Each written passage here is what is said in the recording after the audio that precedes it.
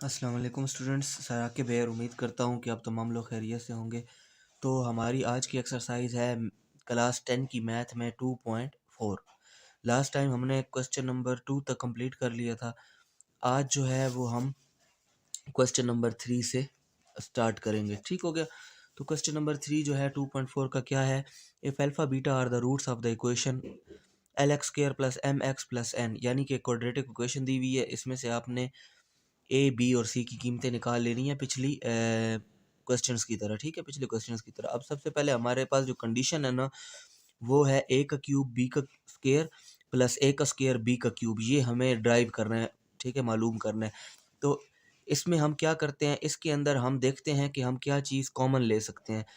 तो इधर से इन दोनों में से हम alpha square beta square common ले लेते हैं। तो हमारे पास इसके अंदर क्या रह जाएगा? Alpha plus beta. अच्छा, अल्फ़ा प्लस बीटा जो रह जाएगा वो हम इस पूरी इक्वेशन, ये जो नई इक्वेशन बनी है, इसको इक्वेशन 1 का नाम दे देंगे। ठीक हो गया।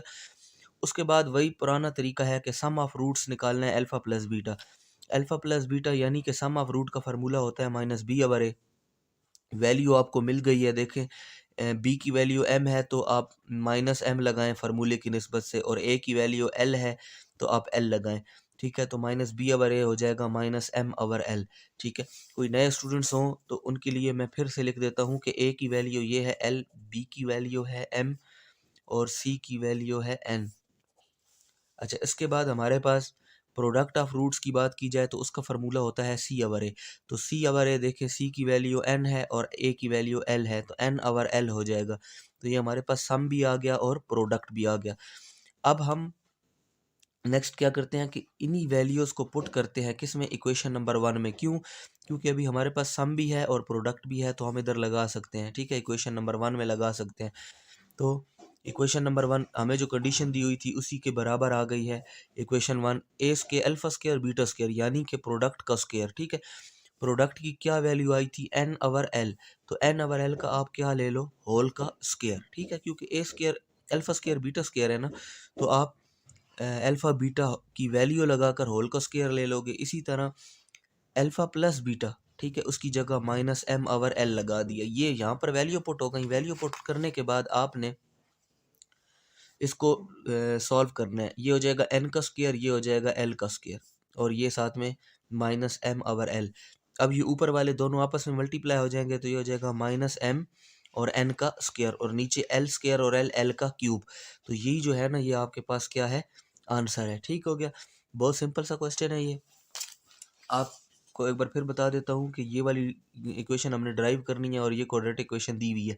इसमें से ए बी और सी की कीमतें निकाल कर, वैल्यूज़ निकाल कर, आपने इसको जब आप सिंप्लीफाई करोगे ना, तो a square alpha square beta square common लेकर अल्फा प्लस बीटा आ जाएगा। फिर सम निकालना है, प्रोडक्ट निकालना है इन फार्मूलों की मदद से। उसके बाद आपने इसी इक्वेशन में इनकी वैल्यूज़ पुट करके उसको सॉल्व कर लेना है। अब इसी क्वेश्चन के दूसरे पार्ट की तरफ चलते हैं, जो कि पार्ट नंबर है हमारे पास क्वेश्चन नंबर 3 का पार्ट नंबर 2।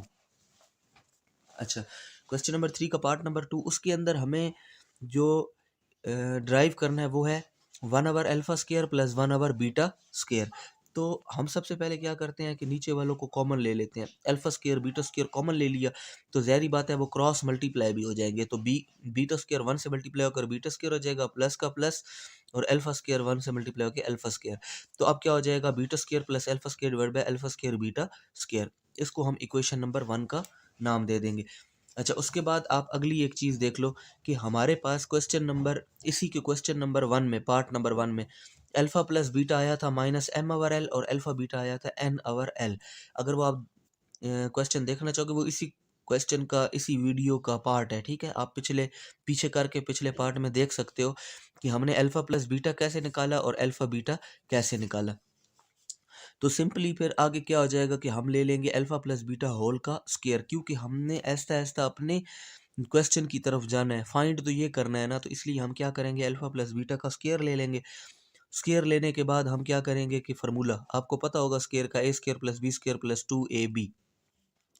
फार्मूला ओपन हो गया। फिर उसके बाद हमने वैल्यूज़ पुट करनी है जस्ट।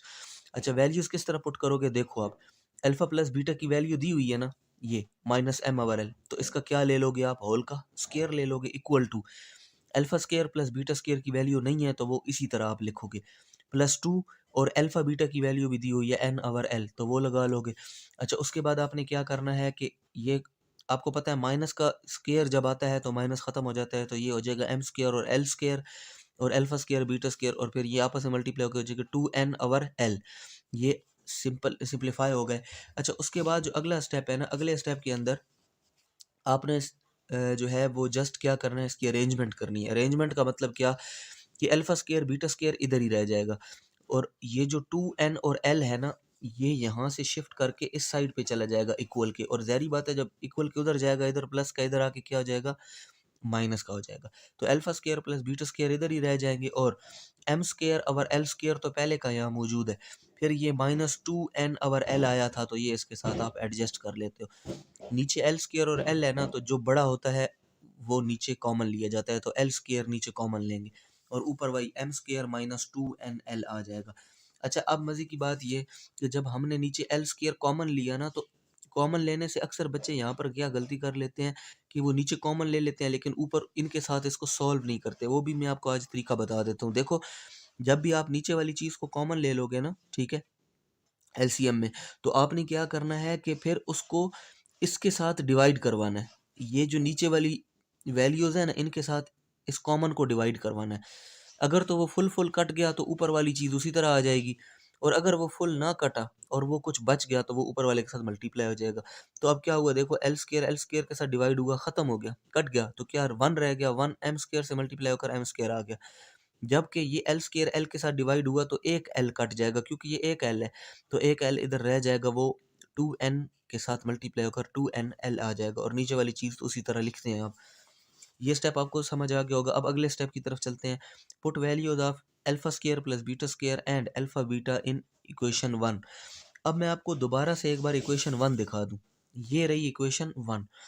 जब हमने इसको सॉल्व किया था ना कॉमन लेकर नीचे, ठीक है, तो ये आया था beta square plus alpha square over alpha square beta square.